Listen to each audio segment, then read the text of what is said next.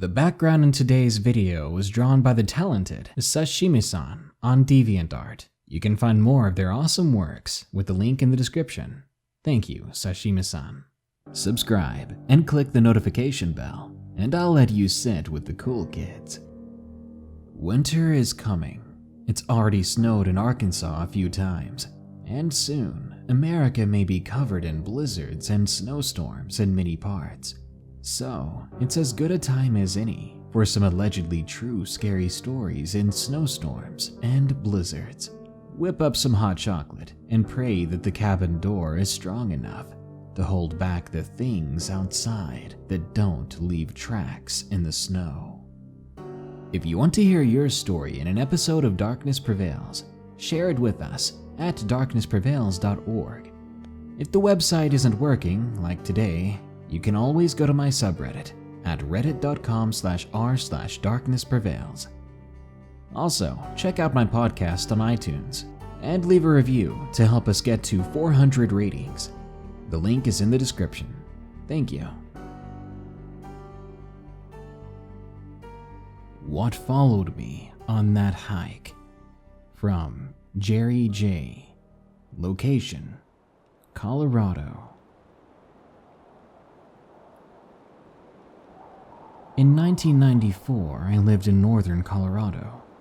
That winter was gonna be a bad one, but I never let that keep me from enjoying a hike. I always hiked. On weekends, afternoons after work, vacations out of town, you name it.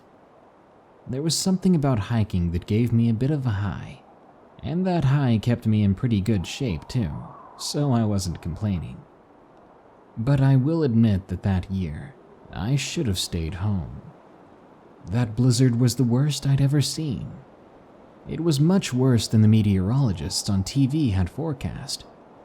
5 layers of clothing wasn't nearly enough, but luckily I had brought a week's supply of thermal hand warmers and even some lighter fluid for an emergency fire if need be. I would be okay, but I'd have to be careful out there. Little did I know that it wouldn't be the blizzard that would make this hiking trip a memorable one for all the worst reasons. I started along the edge of the woods. There was a trail there that led upward into the mountains, and eventually over the other side, then back down, ending the trail near a main road. Once there, Joseph, a friend of mine, would be waiting for me. And if he wasn't there at the same time I planned to be, I'd simply give him a call and he'd arrive in about half an hour. Besides a cramp in my left leg, the hike was fun for a few hours. It was definitely colder than I wanted it to be, but when I settled down for a while, over a small fire that I'd made, snacking on some Cliff Bars, it was so peaceful and scenic that I didn't want to get up right away. But I had to meet Joseph on the other side at a certain time. I didn't want to have to wait for him once I got there. So I thoroughly stamped out the fire and covered the remaining embers in snow. It was time to go. I began to exit the clearing I'd been sitting in. As I breached the circular edge of trees to continue on the trail, I immediately saw them. There were deep footsteps in the snow. I'm talking huge and deep footprints. I was so amazed by them that I took a moment to compare my own footstep next to one of them. When I lifted my foot out of the snow to examine the difference, my own footprint didn't even sink to a third as deep as that one, and the length of my foot was only half as long. You might be thinking this footprint was just some random mashup of indentations that simply looked like a larger one. I even thought like that myself, but there were dozens of these prints all around. All of them were the exact same shape, depth, and length. This wasn't a random shape in the snow. These had been made by a person or animal. But what was truly ominous was the fact that the freshest looking set of prints ended right at the edge of the trees, and they were facing exactly where my now buried fire had been. That was the first time I'd ever been even slightly anxious while on a hike, Not once had I ever had a run-in with any dangerous wildlife. I never even had any slip-ups or accidents. But this, it had me wanting to jog the rest of the way and cut out any future breaks entirely. I kept walking, eventually laughing and convincing myself that I simply overreacted. Imagine talking yourself into ruining one of your favorite hobbies just because of some footprints. I slowed down and I started to savor the hike again, taking in the trees and enjoying the fact that the heavy snowfall had lightened up now, allowing me to see further than before and warming things up a bit. I could also hear things more clearly than I could an hour ago. That being said, I have no idea how long those footsteps had been following me, because as soon as I could hear better, I heard them. Heavy, slow, deliberate steps, about 20 or 30 yards to the north. I stopped, and when I stopped moving, the footsteps stopped as well. At first, it was a WTF moment, you know? But when I started walking again, and the footsteps continued along with me, I was officially horrified. I sprinted, causing those footsteps to speed up only slightly, yet they were still able to keep up with me. In fact, they outran me a bit, getting ahead of me before I stopped again to catch my breath. It was silent again, save for the calm breeze whistling overhead. I was both afraid to move and afraid to stay still. My mind was all over the place as I struggled to figure out which was the better option. Suddenly, the choice was made for me. A withered tree that had begun rotting a long time ago suddenly snapped from its trunk and came falling toward me. There was a brief glimpse of a tall shadow at the base of the tree as I turned quickly toward the snapping sound, but that was all I could take in before I was jumping and tumbling out of the way of the falling tree for dear life. The thing had nearly crushed me. Furious now, I jumped up and screamed, "What the hell is your problem? Who's out there?" The only answer I received was more silence. I turned and continued to run. I was over the halfway point now, so it was all downhill from there. On a normal day, that would have been a good thing, but with the snow as thick as it was, I ended up tripping and falling a ways, busting up my arm pretty bad. When I pulled myself up, breathing in through my teeth due to the fierce pain in my forearm, I quickly looked around in a panic. Again, I saw that silhouette. It was only 15 yards from me now, but again, the moment I saw it, it darted back the other way and disappeared. Someone was definitely following me, stalking me. I was not safe in those woods. I ran, painfully holding on to my arm and praying that I didn't fall again. After about 45 minutes of non-stop running, I fell only a few yards away from the end of the trail, where I could see Joseph's pickup truck idling. I watched him get out and run toward me. Joseph helped me up, begging to know if I was okay. I shook my head, spitting out snow, then whipping my head around, expecting to see a figure twice my height bearing down on me. But the forest was empty. Just snow, just trees, just my footprints. But wait, that wasn't all.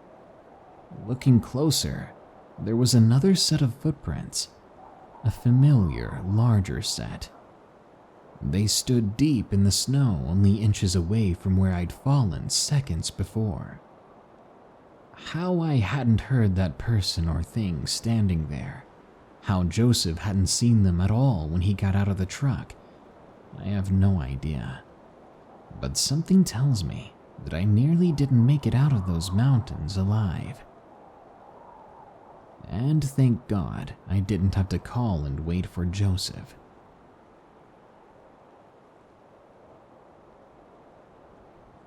Spirit on a Snowy Night. From Black Dreams 3318. Location: the American Midwest. This story happened one December when I was around 10 years old. I was visiting my dad for the weekend in a large town about 3 hours away from where we live. This took place during a snowstorm on a Friday night. The night started off normally. We got to town around 8 o'clock and ordered some pizza and rented a couple of movies. When we got back to my dad's apartment, we put in one of the movies that we had rented and sat down to eat some pizza. My younger siblings, Ashlyn and Phoenix, were sitting at the kitchen table, and my dad, with his girlfriend, and I were sitting on the couch in the living room. Everybody was having a good time. At around midnight, my younger siblings were both in bed, along with my dad's girlfriend, Lauren. My dad and I were in the living room still. I was playing Call of Duty, or something like that, and he was on his phone texting friends. Lauren's cat, Speed, was sleeping on my lap, when all of a sudden, his head perked up and stared at the bathroom door across the room, which was open now. My dad noticed that I was staring at the door, and he asked me what was wrong. "Nothing. I think Speed saw a bug or something," I replied. "Oh, okay. Just making sure you're all right," he said. I continued playing video games while the cat just stared at that door for a few minutes. Eventually, he went back to sleep. After a little while, I remember the power going out from the blizzard for a few minutes. The snow was getting pretty bad outside. But after the power came back on, nothing too major happened until later that night. My dad went to bed at around 3 in the morning, and I stayed up for a while longer, since I've always been a night owl and I love being alone at night. At around 3:30 a.m., I got bored and decided to watch a little YouTube on my phone for a while before going to bed. I was suddenly startled by this sound. A loud bang and a crashing sound. It was coming from the wall about 10 feet in front of me. All 4 of our cats had been awoken by the noise, and 2 of them, Speed and Moo, were hissing very angrily at the wall. I jumped to my feet and stared at the wall for a good 10 seconds before carefully approaching it. Cautiously, I opened all the cupboards to see if anything had broken or fallen out, but nothing had been moved. I got up and went straight to bed. There was no way I was going to deal with ghosts slamming walls and standing in doorways during the early hours of the morning. The following day, I told my dad about the incident that happened that night, and he said nobody else heard anything, and it could have been a large ice chunk falling from a tree and hitting the window. I told him there was no way that it was an ice chunk. It shook the entire apartment. I told him about the cats hissing at the wall and about Speed staring at that bathroom door earlier. He said it was weird, so he went to talk to his neighbor after a while to see if they had seen anything falling from the apartment or if he had hit the wall somehow. Before my dad came back from my neighbor's apartment, I saw Speed watching the bathroom door again. My dad's girlfriend Lauren noticed it as well, and she looked at me concerned. As soon as my dad walked in the apartment door, I bombarded him with questions. I still remembered his exact words when I asked if it was them. He said, "They weren't even home last night." Nowadays, when the cats start staring, I pay attention, and I wait for a strange noise to come from somewhere. The White Wolf Creature. From Prometheus. Location: unknown.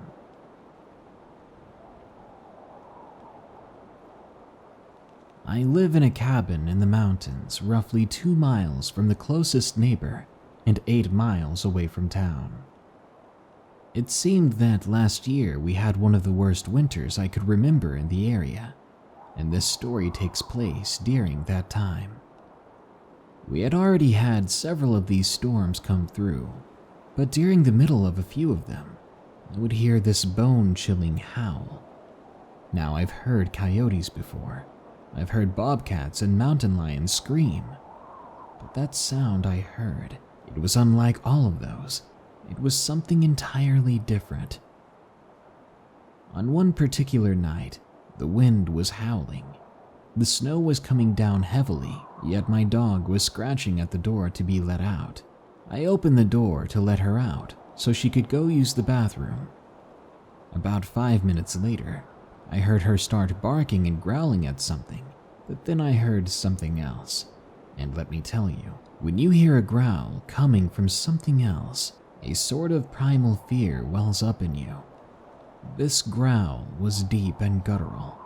Before I had much of a chance to react, I heard my dog let out a painful yelp. I quickly threw on my shoes and coat, and I ran outside with a flashlight. As I walked in the general direction of the sounds I heard earlier, I could not find my dog. All I could see were red splotches in the snow. As I frantically looked around, I began hearing that growl again. I ran back to the house and I locked the door, praying that my poor dog was okay. Several minutes later, I started hearing something walking around outside. It walked onto the front porch. Whatever it was began to beat on the front door. I ran into my bedroom because that's where my 12 gauge was. Then I ran back to the main part of the house. I could see something moving around outside, just barely through the frost-covered windows. Never before have I ever been that afraid. After an hour, all of the movement and noises stop. I sat down on my couch and I reflected on the experience. I wondered what it was. It sounded like it was walking around on 2 legs, especially if it could beat on the door like that with what sounded like hands. I stayed up for hours, but eventually I gave in to sleep and I began to doze off. I must have been asleep for about an hour or so when I'm jolted awake by this stench. It's like rotting flesh, and it's a bit metallic. I opened my eyes and looked toward the window, and there I saw it. A wolf-like creature standing on muscular hind legs, eyes like a glowing yellow, with red fluid dripping from its mouth. Its fur was as white as the snow outside. I was frozen in fear, realizing that this thing had attacked my dog. All I could think to do was raise that 12 gauge, and out of fear and anger, I aimed it toward the window and pulled the trigger. There was a painful scream as it turned and ran off the porch. I quickly got up and I ran over to barricade the door. I had to make sure that thing could not get in. That round from the 12 gauge wasn't enough, because later I heard that same creature walking around my cabin, growling, occasionally howling. Only much later did I hear it go back into the woods, and finally everything went silent again. I did not sleep the following night. When the sun rose after that, I went outside to see a trail of red going around the cabin, then back into the forest. I haven't seen that thing again, and the snowstorm has moved on, but I never got my dog back. Blizzard Cabin Creeper from Jace S. Location unknown. This happened last year. I was 16 at the time. My parents own a pretty big cabin up in the mountains, and when winter break would hit, we would go to the cabin and stay there until January. I always loved going up to the cabin because there was just so much to do. Well, we headed up there that year like usual, and on the first weekend we were there, my parents decided to go out for dinner. This meant I would have the whole cabin to myself, and I was excited to say the least. After they left, I quickly got a bunch of junk food and turned on my PS4. It was ironic because I was playing a game that takes place at a winter lodge. It was called Until Dawn if you haven't heard of it. I had played for about an hour when something hit a window in the main room loudly. I jumped, and my heart immediately began to pound. I calmed myself and headed over to the window to see what it was. There was a harsh blizzard outside, so I gave up on looking out there. All I could tell is that someone had thrown a snowball, apparently, at the window. But who would be all the way out here, in the middle of a blizzard? They'd have to be crazy.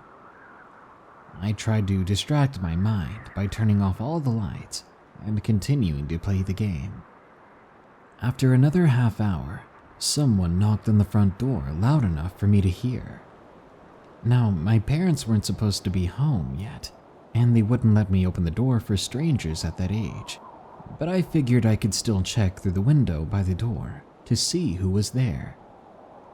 I approached the window and used my fingers to pry open the blinds, and I peek outside, only to be met with a set of dark eyes. I couldn't help but let out a scream that cracked as I jumped.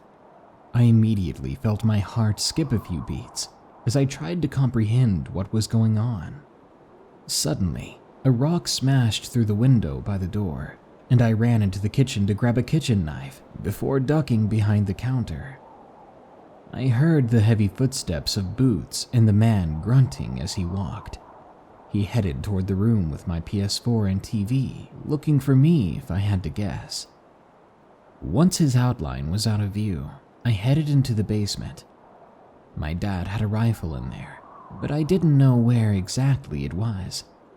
I tiptoed to the basement door and shut it behind me as I descended down the steps. At this point, I was more scared than I ever imagined, but I tried to focus. I eventually found an old flip phone and quickly dialed the police. I explained my situation, but it probably came out as rushed half words. They told me to grab a weapon and to remain calm, as they weren't sure when anyone could show up, due to the storm getting worse outside. The battery on the old phone then gave out, and I was alone again. I placed the phone down on the counter. My chest hurt from my heart pounding against it. The man, probably hearing me, had smashed open the basement door and quickly ran down the steps.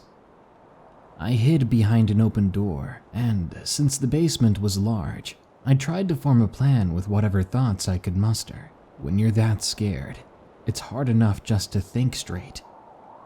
It was a terrible idea, but I planned on waiting until he walked through the doorway to lock him in the room and run to the main floor, then outside. It was nearly impossible for me to hold my breath like that, and I couldn't help but breathe heavily. The only way he didn't hear me breathing was probably because he was breathing loudly himself, almost grunting. He didn't seem mentally stable, and better yet, he had grabbed our double-bladed axe from our shed. God knows what other things he could have taken from the shed and what he could do with them. I tried not to think about it.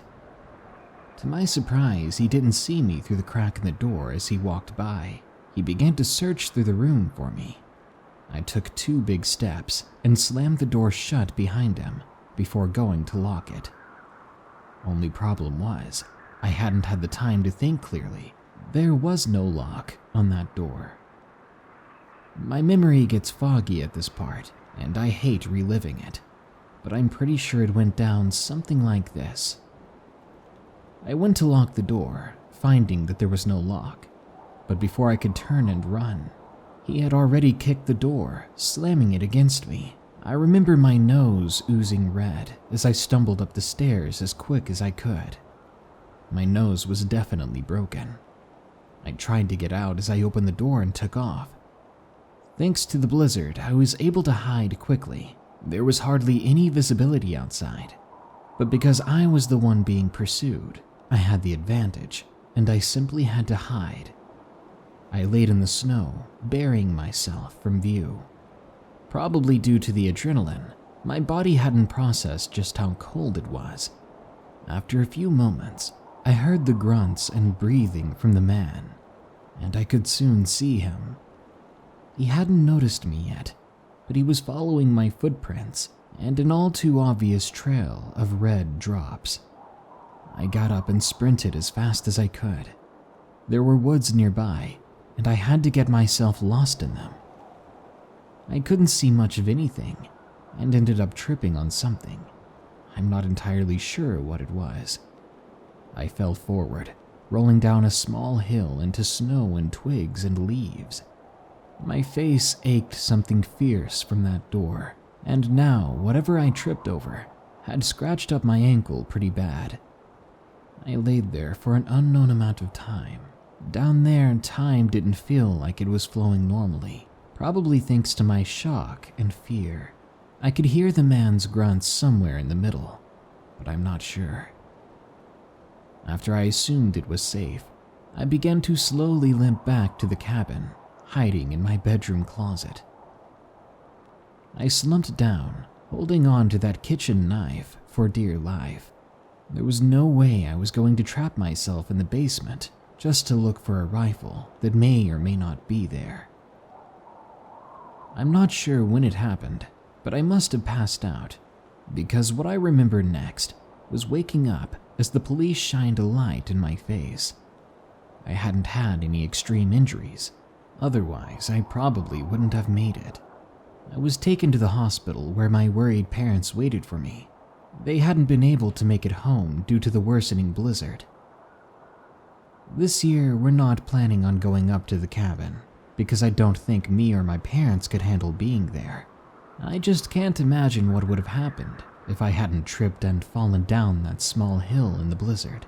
I think it's that alone that caused that man to lose sight of me.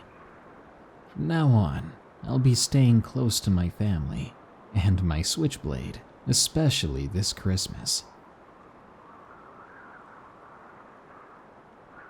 Only after recording the following story did I realize that I've already narrated it in a video I made last year about real-life haunted forests.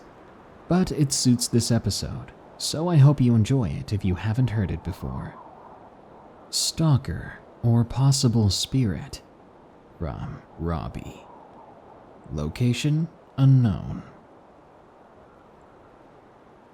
This is a story from my father. It happened on the night that the East Coast was hit by a blizzard, one year in mid-March. My father and I take turns each night taking my dog for a walk in the dense woods area of the local park.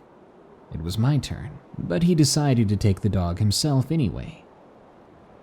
For context, the town we live in is a slightly more rural suburb of a larger city in America. Also, my dad is a huge and scary guy that no sane man would want to straight up mess with. So my dad goes and drives to the secluded part of the park late into the night during heavy snow, only because my dog loves walks and loves snow even more. When he makes it to the parking area, he sees a man leaning against a tree at the edge of the lot, rocking back and forth. But my father quickly dismisses it, thinking that he must be walking a dog of his own and just taking a break. For a while, nothing happens, but as he advances along the path, he notices a hooded man standing in the direct center of it. Seeing no reason to make a fuss of this weirdo, he walks right by him and keeps going, but notes that the dog has her tail between her legs and head down. Only moments after passing the figure, he turns around and sees absolutely nothing. This makes no sense whatsoever, because for the man to take off in that time, there would have been a lot of noise, even with the howling wind, and there was almost nowhere to go, as this part of the path only had small brush and decaying shrubs on the side, which would have made loads of noise if he were to jump into them.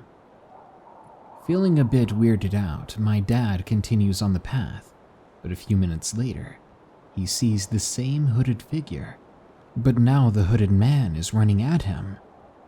Before he can even spin around, the dog must have noticed, because she flips over at breakneck speed to put herself between my dad and the figure, puffing up and beginning to growl deep and aggressively. She's a big dog with a wolf-like appearance, big enough to snap that lunatic into a sensical mind. The hooded guy stops in his tracks and extends his arms in which the only way I can describe was a T-pose, which is what an NPC looks like when they're spawned into a video game. My dad and the man stare at each other for a minute before he sidesteps away and continues walking, now realizing the man must no longer have the intention to try anything against a big dude and a dog like that. My dad is thinking of how he is going to pass this guy on the way back to the car, but when he reaches the spot where the man had been standing, he's no longer there. My dad curiously searches for his footprints to see where the madman ran off to, but he only finds confusion when he notices that the man left absolutely no trace of himself. Before you think the footprints may have been covered by the blizzard, keep in mind that my dad's and even the dog's footprints were still very much visible, and he knew this was the correct spot because of a fallen tree that served as a landmark right nearby. Nothing else happened for the rest of the walk, so they were able to finish up and head home without further incident, though my dad did feel a bit eerie about this whole thing. I know my dad is telling the truth. He doesn't like to tell stories like this, and I can see the rage and confusion in his face when he understands that the man, or whatever it was, that sprinted at him likely had intent to harm him and his dog. I do have to say, though, I'm really glad it was my dad who had this experience. Had it been me that walked the dog, I don't think I would have treated this incident nearly as well. It liked my Yodel. From Mean87. Location: upstate California. To be frank with you, I don't honestly know with any certainty exactly what I saw that day, but the memory came to the top of my mind when I saw the snow coming outside, so bear with me. This happened to me when I was very young, very small and equally timid. I'm now 31, and I was 7 at the time. It was an uncomfortable time in nearly every conceivable way. It was the third largest blizzard I'd ever experienced. It hit that winter, and in about 2 days it dropped a record 3 feet of deep snow, covering every inch of my sleepy mountain town and a good amount of the surrounding area. Having grown up the previous 5 years in the Mojave Desert, this was an absolute system shock for the record books. In the course of the day, my folks had repeatedly made us desert flower children leave the warm, safe confines of our home for the harsh winter cold. Being more or less trapped in the winter outdoors of upstate rural California, which was still mostly alien to us all, added the fact that the snow picked up in the latter half of the day and did not let up until the next afternoon, and my siblings and I had basically become the cold version of Lord of the Flies, feral popsicle children going wild in the snow. I was rather isolated among my siblings in those days, so I had ended up sculpting a half dome in the snow and settling into it to play around, trying to yodel and create cartoonish, ever-growing snowballs on the hill near our house, with no signs of success. As with most things I choose to take interest in, I got so wrapped up in this goofy nonsense that I lost track of my siblings and the time completely. Well, except for my torturous older brother, of course. Call it a phase or a sibling thing or early onset paranoia, but I never let him out of my sight when we were outside. Something about older brothers and terrifying siblings. Regardless, other than watching my brother climb the hill home and then myself return to my terrible yodeling, I paid seemingly no attention to the world around me. Before I knew it, apparently 4 hours had passed, and a new wave of falling snow managed to break my childish revelry. In fact, suddenly it occurred to me just how cold it was getting outside and how little I'd been paying attention to things. So after letting myself have a bit of a panic attack and run about to warm up, I reviewed the situation as if I were trying to survive lost in the wild. The details as I knew them at this point were few, if any. I knew my older brother was in the house, probably freezing some snowballs in the freezer or using the facilities. But my baby brother was nowhere to be seen. Habit made me assume he had accompanied my older brother up to the house just to be indoors, so I wasn't too worried. I had some snacks in my pocket, but nothing to drink. But again, it wasn't a bother. That is, until things got serious, for real serious.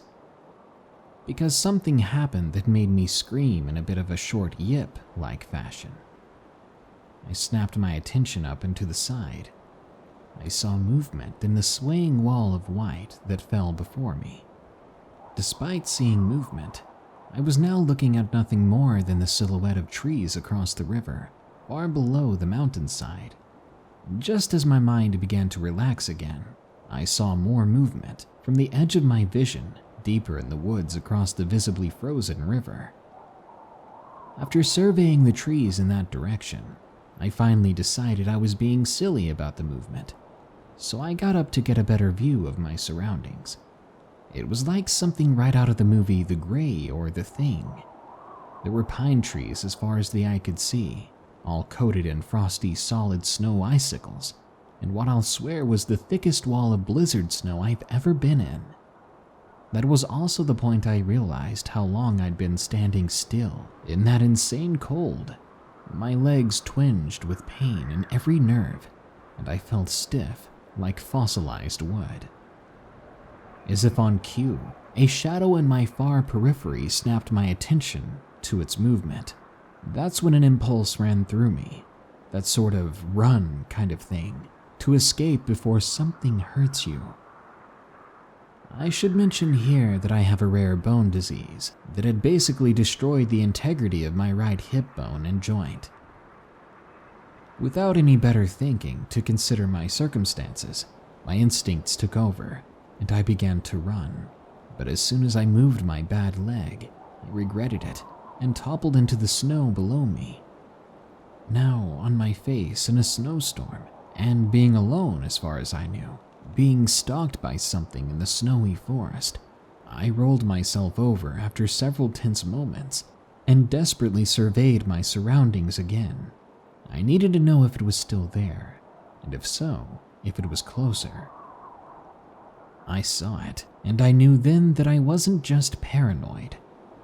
I spotted a large, nearly hulking frame, a silhouette of some kind of person or animal skulking low in the cover of the trees of the mountainside opposite our home.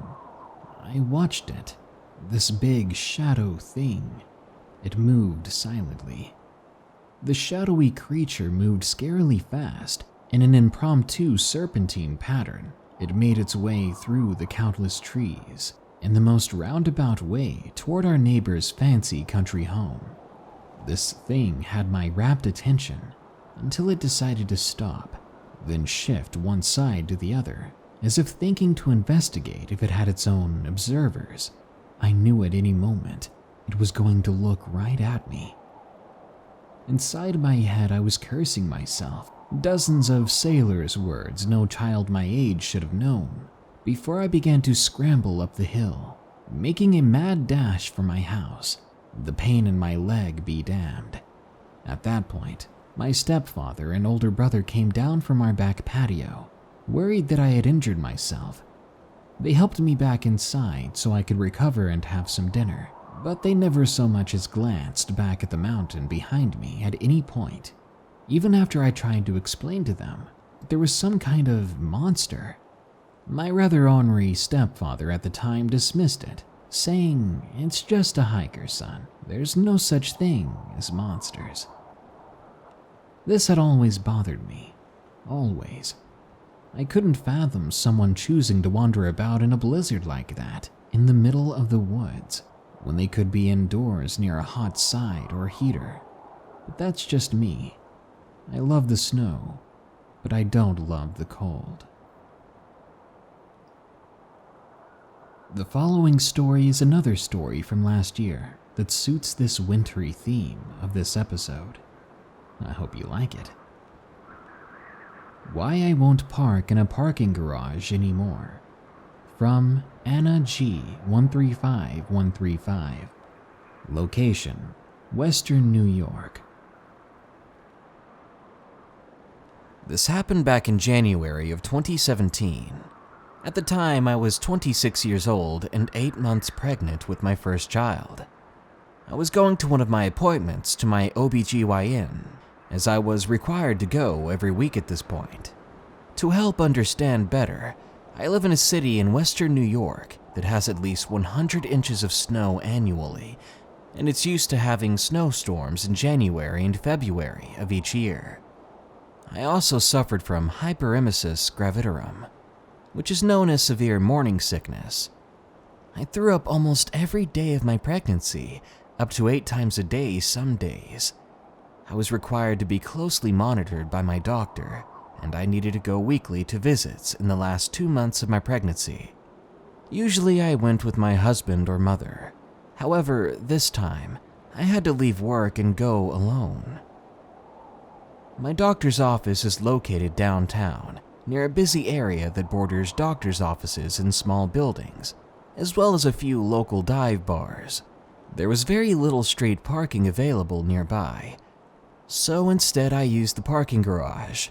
There were 4 floors to it, half underground and half above, and the second floor from the ground has a bridge that connects the parking garage to the building where multiple doctors' offices were located.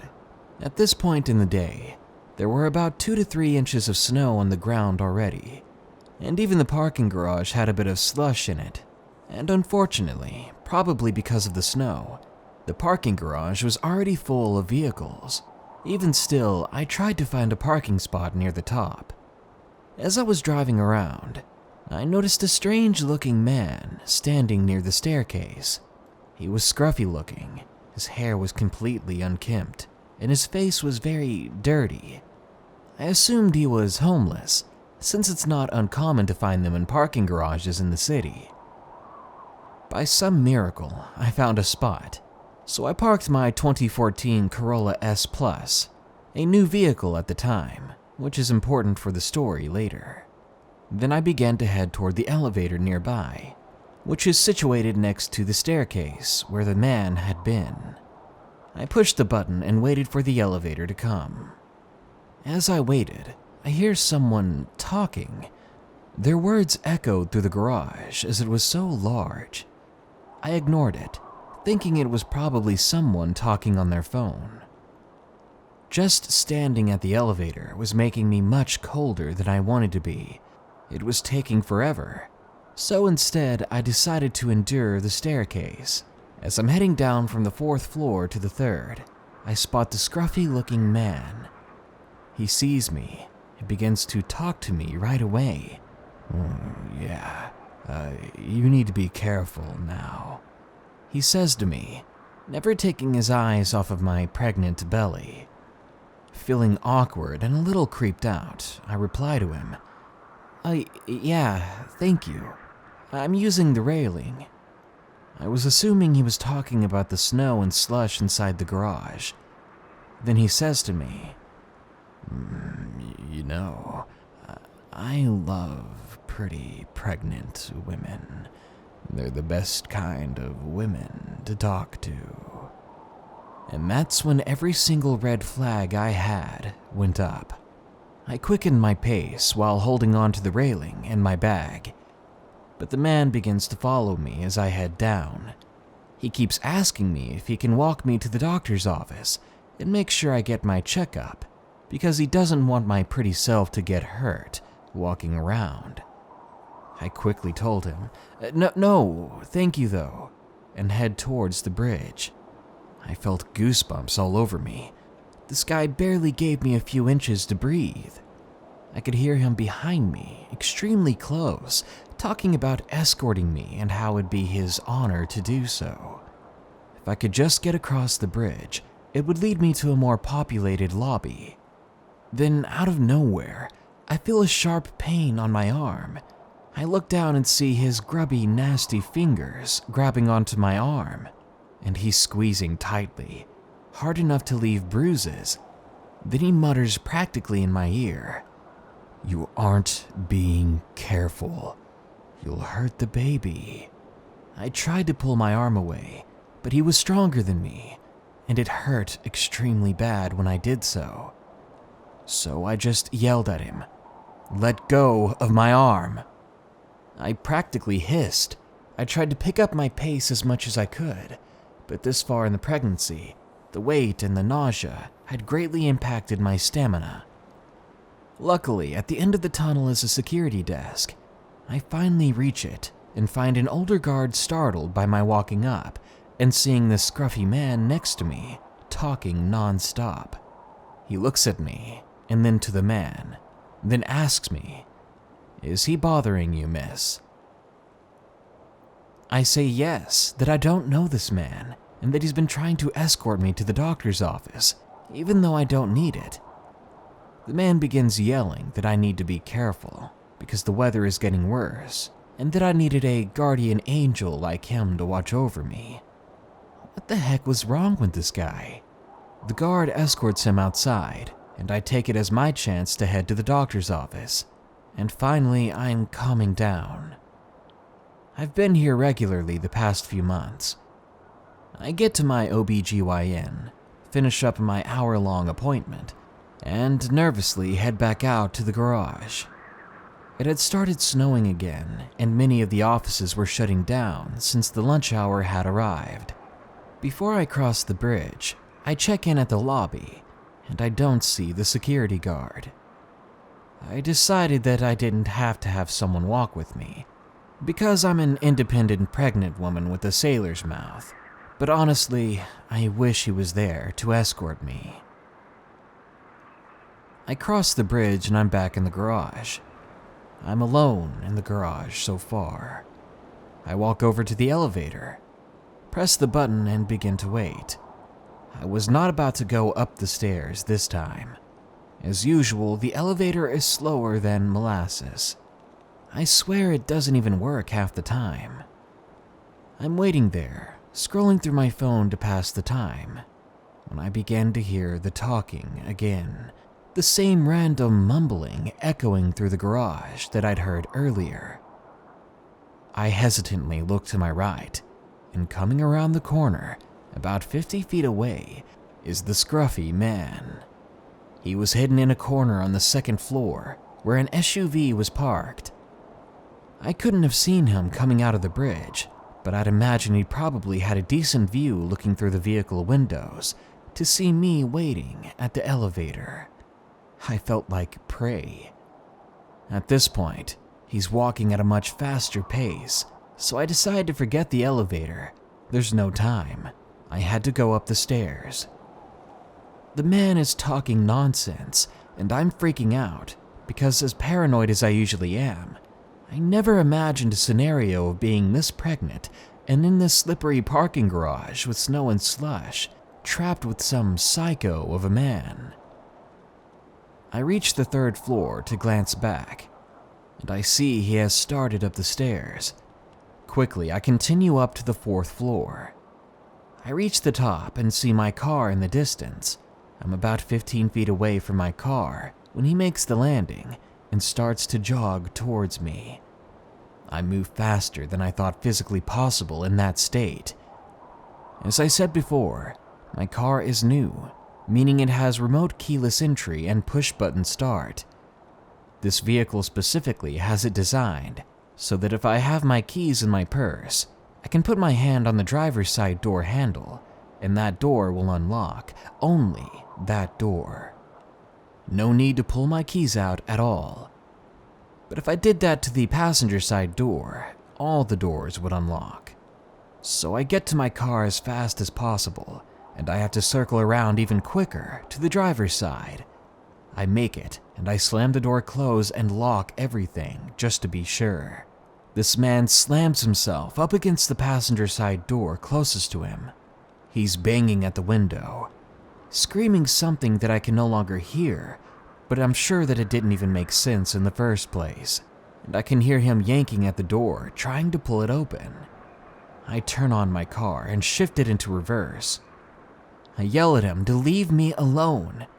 With the slush in the garage, there isn't much traction, so my car is barely moving along the unplowed garage. He's moving with the vehicle, continuing his rants and hitting my window. I start to move out to the 4th floor down to the 3rd, and able to get more traction. There's only one exit, and even though I don't have to pay for parking, I do have to submit a ticket into a machine to be able to exit the ramp. As I approach the exit, I no longer see the man, and there's no cars waiting ahead of me, so I pull up, put in my ticket, and take off, putting plenty of distance between me and that psycho in the parking garage. I had to go back 3 more times before my son was born in February, but I went with someone each time after that, and I always refused to park in the garage again. I never encountered anyone else in my trips, but it still leaves a fear of parking garages deep inside of me. I'd rather have to walk further and find street parking than ever go back in that garage. So, to the creepy parking garage guy, let's never meet again.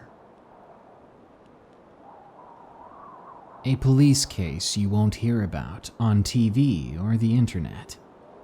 From Gordon. Location: Gig Harbor, Washington. I worked as a police officer for a small town called Gig Harbor in the 80s. I'm in my 60s now, and as I have a bit too much free time on my hands these days, I wanted to get this experience off of my chest. This is a story you won't find on any newspaper. It's a cold case even still, as far as I know, and it's quite gruesome. Consider this your warning. I was called into work at around 5:30 one morning. The sun was just poking up over the horizon, and I was called out of a deep slumber. I took a quick shower, filled a thermos with coffee, then made my way to an apparent crime scene along a forest road near the harbor. It was about 2 or 3 miles from the shore, and it had begun snowing pretty hard. A blizzard would be rolling in that day, according to the report on the radio. When the other 2 police cruisers came into view down that old road, I slowed down as the chief himself waved me down. I pulled onto the side of the road with their cruisers, though there wasn't much room between the tree line and dirt road. Luckily, no one took that road really, save for a couple of fishermen's families that only took this road around once a week. I got out of my cruiser and yawned before the chief started to fill me in. Right away, from the look on his face, I was nervous. That was an expression you didn't really see on the chief very often, and when you did, it was a very bad sign. He didn't really explain the situation, but rather gave me a warning, saying it would be best to prepare my stomach. I approached the small barricade they made with the police cruisers so that any passers-by wouldn't see, at least not clearly. No matter what I did, I don't think I could have ever prepared for that scene. There were the remains of a couple that looked to be in their late 20s, 1 male, 1 female. They were staked to 2 separate trees upright, with nails driven into their midsection. There were red puddles all over the ground. It was a disgusting and horrific scene, and I'll never forget it. We stayed on that case for a little over a year, and we never had so much as a lead on who did it. And what was more strange was we had no leads on who the victims were either. They had no identification on their bodies. The thumbprints and dental records turned nothing up, and not a single person we interviewed or interrogated knew them or recognized them. It was the most disturbing case I ever had in that town, or in this country altogether. Believe it or not, it doesn't change the fact that it happened to that poor couple. And with no one ever paying for that crime, it means it could happen to any of you. Some very dangerous and startling things happen in this world. Snowstorm Nightmare from Jessica L. Location unknown. I only just passed my driving test about 4 months ago, and I was very proud of myself for doing so. I hated driving at night because I lived along the countryside, and the roads around where I used to live were badly lit. They could be dangerous. About 3 or 4 weeks ago, it had been forecast that a snowstorm was expected, which was unusual for my country, as it barely snowed here. My mom had been staying with a friend for a few nights before the heavy snow days came, and she needed me to come pick her up. It was about 8 o'clock at night, and it was pretty much dark at the moment. I hesitantly agreed to pick her up and began driving over to my mom's friend's house. Unfortunately, the main road that I was planning to take was closed due to road construction, so I had no other choice but to drive down those dangerous countryside roads that I hated driving down at night. Once I got to the countryside road that led straight to my mom's friend's house, it had surprisingly begun to snow heavily, but it was forecast to snow in the morning. I carried on driving down the road, a bit nervous, and the snow only got worse. At this point, I wanted to call my mom and tell her that I would not be able to pick her up until the morning. Instead, however, I wasn't that far away, so I decided to carry on driving. This was a bad idea. I made it to the part of the road that was really badly lit, and all I could see were trees on either side of the road, with snow coming down in front of my car. I was happy that I had some form of light other than my headlights, because it made me feel a bit safer. That is, until I came across another car on the road. It was on the side of the road, with the emergency lights blinking. I pulled up beside the car and I rolled my window down.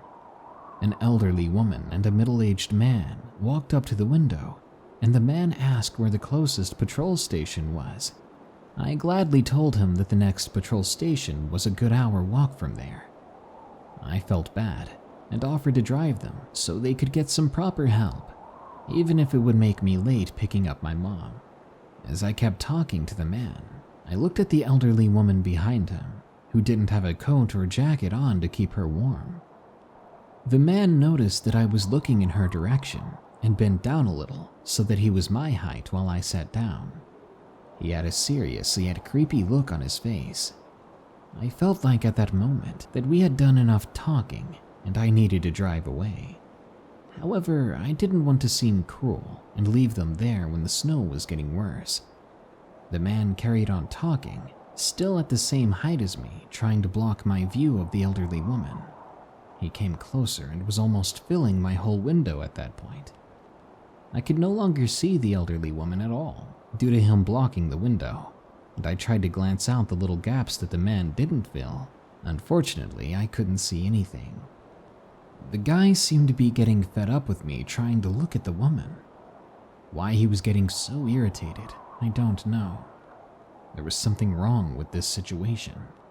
And when the man lunged at me through my window, grabbing at me with his large and calloused hands, while the elderly woman screamed behind him, I sped away, nearly sliding off of the now icy road and wrecking.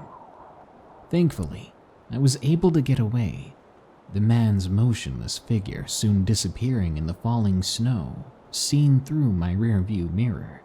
My heart was pounding. I couldn't help but think that that scenario was a setup to lure someone like me into stopping. Once I made it to my mom's friend's place, I couldn't be happier to see my mother. I confided in her about my experience, after which she felt bad for not only making me drive in the unexpected blizzard, but also for putting me in that terrifying situation.